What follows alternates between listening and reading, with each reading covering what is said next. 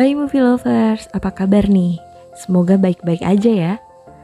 Kali ini saya akan merangkum sebuah alur cerita film terbaru berjudul Ambulance 2022. Film ini disutradarai oleh Michael Bay dan dibintangi oleh Jake Gyllenhaal sebagai pemeran utama. Film ini menceritakan tentang dua perampok yang mencuri mobil ambulans dan dikepung oleh pasukan polisi di setiap penjuru jalan raya setelah melakukan berbagai kesalahan saat melakukan aksi pencuriannya. Daripada penasaran, langsung aja kita bahas alur ceritanya.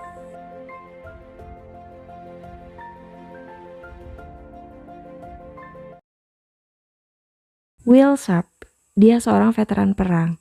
Dia kesulitan mencari pekerjaan tetap, padahal dia sedang membutuhkan uang senilai $2.300 untuk biaya operasi istrinya secepat mungkin. Sementara organisasi kemiliteran tempat Will bertugas dulu menolak memberikan bantuan dengan 1000 macam alasan. Dalam keadaan yang mendesak, Will memutuskan menghubungi Danny Sharp, adik angkatnya sebagai seorang perampok. Sebenarnya, Will, Danny, dan almarhum ayah angkatnya merupakan geng perampok. Akan tetapi, Will memutuskan untuk tobat lalu menjadi tentara dan menikah. Sejak saat itulah Will menjaga jarak dengan Danny dan menjalani kehidupan yang berbeda 180 derajat dengannya.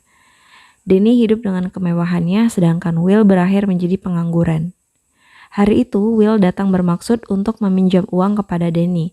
Namun ternyata Danny sengaja menyuruhnya datang untuk mengajaknya bergabung dalam gengnya melakukan perampokan senilai $32 juta pada sebuah bank di hari itu juga.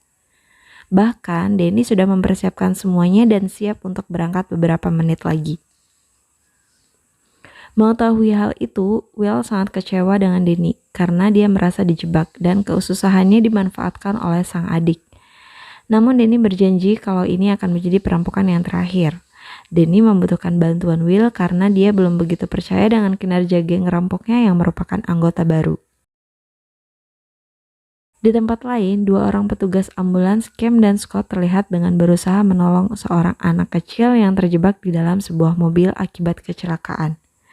Pada akhirnya, anak kecil itu berhasil diselamatkan. Kembali ke Will, demi istrinya dia terpaksa menerima tawaran Danny. Lagi pula Will tidak punya pilihan lain. Setelah Will setuju, Danny dan gengnya langsung menuju ke bank tersebut. Di lain sisi, seorang polisi bernama Jack menyukai seorang gadis bernama Kim. Namun dia tidak punya keberanian untuk mengungkapkannya. Kim adalah pegawai bank yang akan dirampok oleh Danny. Mark meyakinkan Jack dan menyuruhnya menemui Kim yang sedang bekerja di bank itu untuk segera mengajaknya keluar dan berkencan.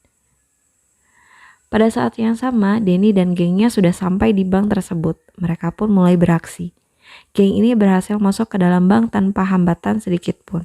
Namun, tanpa mereka sadari, aksinya itu dipantau oleh Rob dan Castro di luar bank. Keduanya adalah anak buah dari Kapten Monroe. Mereka sudah lama mengintai pergerakan Danny dan gengnya. Kapten Monroe menyuruh anak buahnya untuk menahan serangan agar tidak terjadi pertumpahan darah di dalam bank. Tak lama, Jack pun sampai dan berencana masuk ke dalam bank. Sedangkan Mark menunggunya di dalam mobil. Jack heran kenapa pintu bank itu terkunci. Danny yang sudah ada di dalam bank kemudian membuka pintunya. Dia menyamar sebagai pegawai bank. Danny mengatakan kepada Jack untuk kembali setengah jam lagi karena petugas bank sedang melakukan audit. Akan tetapi Jack memaksa untuk masuk sebentar saja. Agar tidak memancing kecurigaan, Danny terpaksa membiarkannya masuk. Di dalam, semua pegawai bank terlihat ketakutan, di mana mereka semua ditodong senjata oleh geng Danny. Dengan sedikit grogi, dia memberanikan diri mengajak Kim makan malam di luar. Terlihat wajah Kim seperti orang yang sedang ketakutan. Jack mulai curiga ada yang tidak beres di bank itu. Apalagi setelah mengetahui kalau Danny berbohong tentang nama belakang Kim.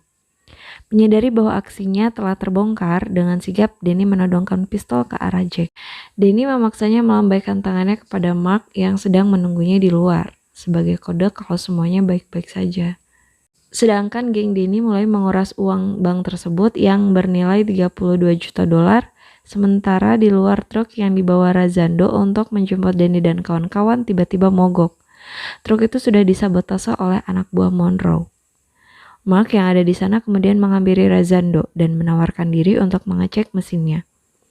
Truk itu akhirnya berfungsi kembali, sementara geng Denny bersiap keluar dari bank. Keadaan mulai kacau setelah menyadari kalau terjadi perampokan di bank itu. Dan terjadilah baku tembak. Memaksa pasukan SIS turun tangan hingga aksi penembakan pun semakin memanas, sampai-sampai Razando tanpa sengaja menabrakannya sendiri. Cam dan Scott yang kebetulan berada tak jauh dari area bank itu ditugaskan menyelamatkan 3 orang polisi yang tertembak. Razando tewas tertembak dan truk itu tidak lagi berfungsi, membuat anggota geng menjadi terpisah. Denny dan Will memutuskan mencari jalan keluar melewati tempat parkir sambil menyandra Jack. Will yang semakin panik tanpa sengaja menembak Zack yang melakukan perlawanan. Selanjutnya Denny memaksa Will segera keluar dari sana. Sementara di luar ruang pasukan polisi berhasil melumpuhkan anggota geng Denny yang lain. Pasukan SIS mengapung di sekeliling gedung, bahkan di bagian atap. Memaksa Denny dan Will masuk ke dalam tempat parkir gedung, sebagian polisi berhasil masuk ke dalam bank. Akhirnya menemukan Jack yang terluka parah dan dia langsung memanggil ambulans. Sementara Denny dan Will masih terjebak di ruangan parkir. Tak lama Kim tiba di sana dan bergegas memasukkan Jack ke dalam ambulansnya. Kemudian Denny membajak ambulans itu yang mengarah keluar, sedangkan Will yang menyetir.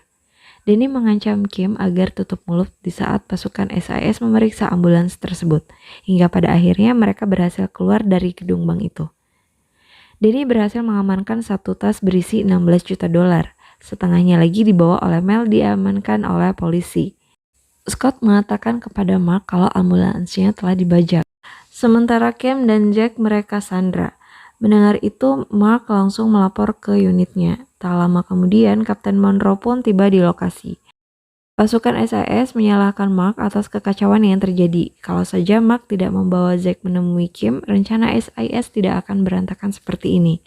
Namun, Kapten Monroe bersikap sebaliknya kepada Mark. Dia berjanji akan segera menyelamatkan Jack. Kim menyemprotkan gas pemadam kebakaran di dalam ambulans itu dan mencoba melarikan diri. Namun Kim membatalkan niatnya karena keadaan Jack semakin parah. Pasukan SIS dan tim polisi bergabung untuk memburu Denny dan Will. Mereka berpencar mengapung di setiap penjuru kota. Helikopter mereka berhasil melacak rute ambulans Kim. Mengetahui itu, Kapten Monroe dan timnya langsung bergerak. Di tengah perjalanan, ambulans Will dikepung oleh mobil polisi. Untung saja Will cukup lihai dalam hal mengemudi helikopter. Terlihat mobil polisi kesulitan mengimbangi kecepatan ambulans tersebut, bahkan beberapa mobil tersebut terpental. Namun bukannya berkurang, pasukan polisi yang mengejar semakin bertambah dari segala arah. Merasa berada dalam posisi terjebak, Denny memutuskan menghubungi Papi, rekannya yang seorang bos gangster. Sebagai imbalannya, Denny berjanji akan membagi 2 hasil rampokannya kepada Papi. Mobil polisi semakin bertambah. Will ada kamera monitor dalam helikopter yang mengejar mereka. Pemburuan ini bahkan disiarkan secara live di TV. Lalu Denny menghubungi Kapten Monroe untuk memaksa menyingkirkan helikopter itu. Karena kalau tidak, Denny mengancam akan menghabisi Jack dan Cam. Akan tetapi, Kapten Monroe menolak permintaan ini. Kemudian Denny berniat menembak salah satu mobil polisi untuk memberi peringatan. Namun Cam berhasil menghalangi niatan Denny. Untuk menghindari helikopter itu, Will mengemudi ambulansnya masuk ke dalam sebuah lorong jalan. Sedangkan Denny membuka pintu ambulans itu dan mengancam akan menembak Cam untuk memaksa mobil polisi berhenti mengejar. Namun sekali lagi mereka mengabaikan ancaman Denny. Dengan terpaksa, Denny melepaskan tembakan karena takut anjing kesayangannya yang ada di mobil Mark tertembak. Barulah Kapten Monroe mau menyuruh pasukan polisi berhenti mengejar untuk sementara. Seorang agen FBI bernama Clark menawarkan diri untuk membantu SIS. Clark mengenal Denny karena dulu mereka sahabatan. Dia bilang kalau Denny sudah menjadi perampok di usia 17 tahun dan ayah Denny merupakan seorang perampok legend. Bahkan nih, Denny sengaja masuk kuliah dengan jurusan yang sama dengan Clark, hanya untuk mempelajari cara kerja FBI. Setidaknya Denny sudah melakukan 37 kali perampokan dan selalu berhasil. Dan Kapten Monroe ingin Clark bernegosiasi dengan Denny. Polisi kembali mengejar Denny dan Will. Namun mereka mengurangi kelajuan sesuai kesepakatan karena keadaan Jack semakin sekarat. Denny kemudian menyuruh Kim menghubungi Collins, temannya yang seorang ahli bedah. Mereka menangani Jack melalui sebuah panggilan video.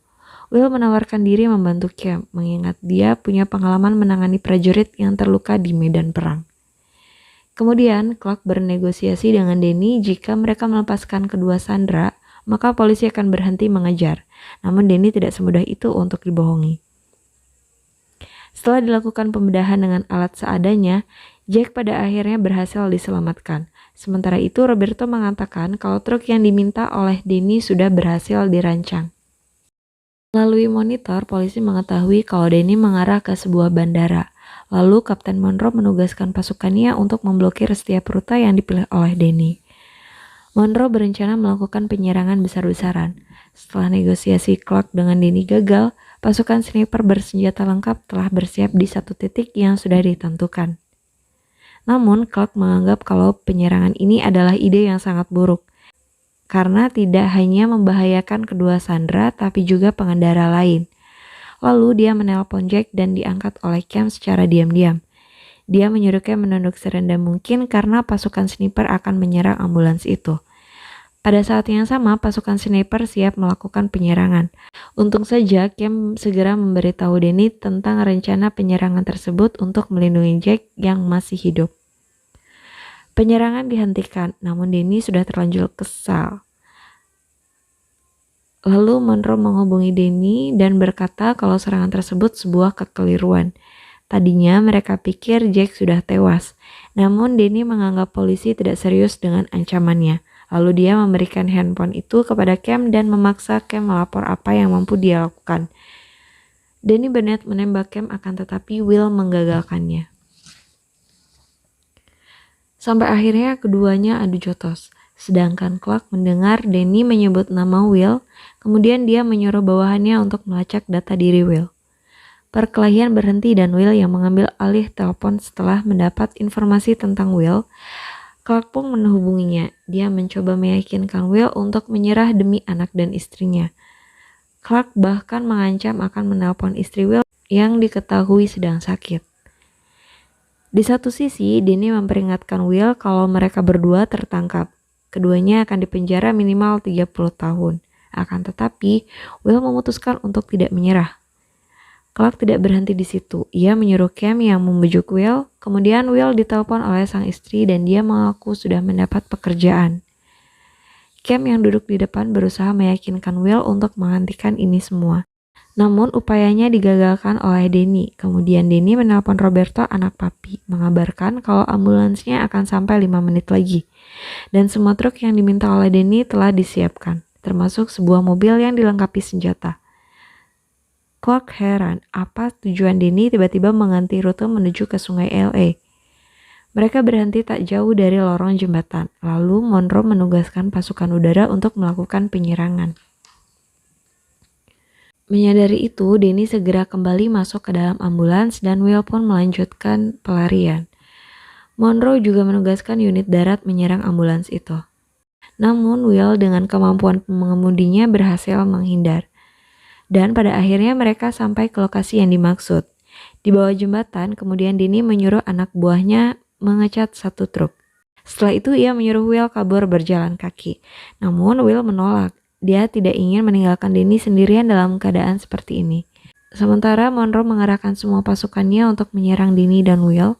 Mereka bersiap menunggu ambulans Will keluar dari bawah jembatan tersebut. Lalu Danny dan Will pindah ke truk yang sudah selesai dicat itu. Sedangkan anak buahnya pindah ke ambulans Cam. Lewat monitor terlihat satu truk keluar dari lorong jembatan secara berpencar. Di antaranya ada 3 ambulans yang sama. Mereka dibuat bingung mana ambulans yang dibawa oleh Will. Polisi berhasil mencegat ambulans Cam yang dikendarai oleh anak buah Danny. Polisi tidak menyadari kalau truk Will lewat. Polisi juga mencegat ambulans yang lain yang dikendarai oleh Roberto, di mana di dalamnya telah terpasang bom. Puluhan polisi akhirnya tewas dalam ledakan bom itu. Mark terlihat Roberto berlari ke sebuah arah lalu dia pun mengejarnya. Tak lama sebuah mobil yang dilengkapi senapan aktif bergerak secara otomatis menyerang pasukan polisi. Puluhan polisi kembali menjadi korban termasuk Kapten Monroe. Sementara Mark berhasil menangkap Roberto dalam pergulatan itu tanpa sengaja ia menembaknya. Papi sangat murka menyaksikan anaknya tewas, sedangkan Denny berhasil sampai ke markas Papi dengan selamat. Anak buah Papi memberitahu Denny kalau Roberto telah tewas. Denny mengucapkan belasungkawa atas kematian Roberto. Lalu ia memberikan sebagian uang yang dijanjikan kepada Papi. Setelah itu Papi menyuruh Denny tinggal beberapa jam untuk membicarakan bisnis selanjutnya. Namun Will menolak. Dia ingin segera meninggalkan bekas itu. Tak lama anak buah Papi melapor kalau ada polisi di dalam truk Denny. Papi mengizinkan Denny dan Will pergi, namun Jack dan Cam harus tinggal. Papi akan menghabisi keduanya yang sudah terlanjur mengetahui keberadaan markas mereka. Denny setuju dengan syarat dari Papi, namun tidak dengan Will. Keduanya berdebat karena hal ini, akan tetapi Will tetap tidak mau mengorbankan Jack dan Cam, bahkan ketika Denny berjanji akan memberikan hasil rampokan itu untuknya. Will tidak akan pergi dari sana tanpa Jack dan Cam. Mendengar itu, Papi pun menugaskan semua anak buahnya menghabisi Will. Namun belum sempat terjadi, Denny lebih dulu bertindak. Alhasil Papi pun tewas. Pasukan unit udara yang mendengar suara tembakan dari markas Papi langsung bergerak menuju ke sana. Sialnya, tanpa sengaja Cam menembak Will. Kemudian Denny membawa mobil masuk ke dalam truk dan bergegas kabur. Sementara itu, pasukan polisi terus mengejar truk mereka. Will menyuruh Cam menyerahkan uang untuk biaya operasi istrinya. Tak lama pasukan polisi berhasil mengapung truk Denny. Dari kejauhan terlihat 2 orang sniper menunggu aba-aba melakukan penembakan. Di dalam ambulans, Denny menemukan pistol milik Jack. Dia menuduh Jack yang menembak Will. Cam akhirnya mengaku kalau dialah yang tanpa sengaja menembak Will. Kemudian Denny mengajak Cam keluar dari ambulans. Dia berencana akan menghabisi Cam dan disiarkan langsung di TV. Lalu tiba-tiba Will menembak Denny untuk menyelamatkan Cam dan mengakhiri semua. Denny akhirnya tewas di tempat dan Will sekarat. Di hadapan Clark, Jack dan Cam memberi kesaksian kalau Will telah menyelamatkan nyawa mereka berdua. Karena hal itu, hukuman Will pun menjadi berkurang dan film pun selesai. Oke, semoga kalian suka dengan alur cerita film ini. Sampai ketemu di film selanjutnya. Terima kasih.